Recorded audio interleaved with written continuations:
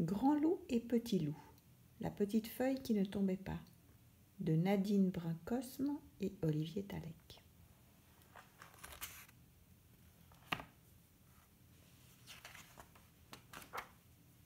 Tout en haut de l'arbre, il y avait cette petite feuille. Au printemps, elle était d'un vert si doux, d'un vert si tendre, que Petit Loup avait drôlement envie de la manger. « Grand loup, disait Petit Loup, va la chercher, j'ai tant envie de la manger. »« Attends, disait Grand Loup, elle finira bien par tomber. » En été, elle prit un vert si sombre, si brillant, que Petit Loup rêvait d'en faire un miroir. « Grand Loup, disait Petit Loup, va la chercher, j'ai tant envie de me voir dedans. »« Attends, disait Grand Loup, elle va bien finir par tomber. » En automne, la petite feuille était devenue brune, d'un brun si doux que Petit Loup mourait d'envie d'y poser sa joue. « Grand Loup, disait Petit Loup, va la chercher, j'ai trop envie de la toucher. »« Attends, disait Grand Loup, tu vas voir, bientôt elle va tomber. » En hiver, la petite feuille était toujours là, toute seule, en haut de l'arbre nu. Elle était à présent d'un beau noir de cendre, et elle ne tombait toujours pas. Petit Loup ne demandait plus rien. Alors, un matin, Grand Loup se leva, il s'étira et il dit « J'y vais !» Comme ça, sans raison, juste pour voir les yeux de Petit Loup briller. Pour grimper, d'abord c'était facile. Il y avait de grosses branches pour s'appuyer. Petit Loup ne disait rien, il souriait. Et puis, il n'y eut plus que de petites branches, et chaque fois que Grand Loup posait une patte, elle craquait. Petit Loup ne disait rien, et ne souriait plus.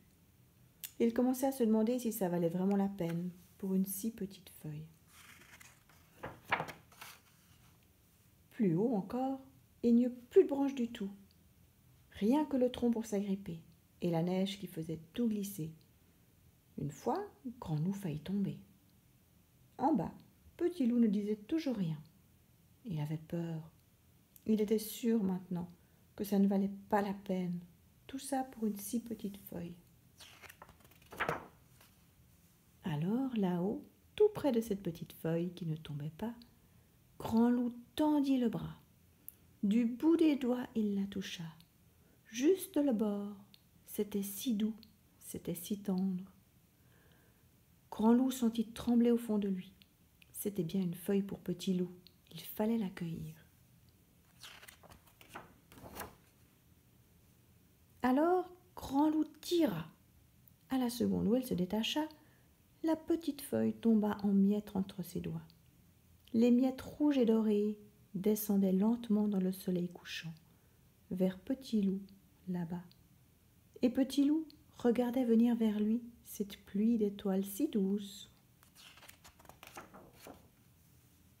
Et elles passèrent devant son nez. Et Petit Loup en reçut un tout petit bout sur la langue. Et il sut combien elle était tendre. Et il en passa un petit bout juste devant ses yeux. Et il vit combien elle était brillante. Et il en glissa un tout petit bout le long de sa joue.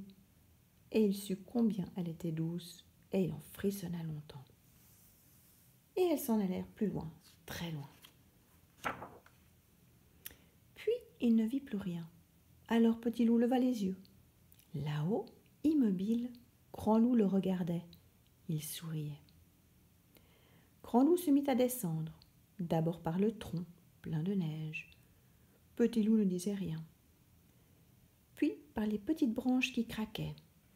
Petit Loup ne disait toujours rien. Puis par les grosses branches bien solides, Grand Loup arrivait.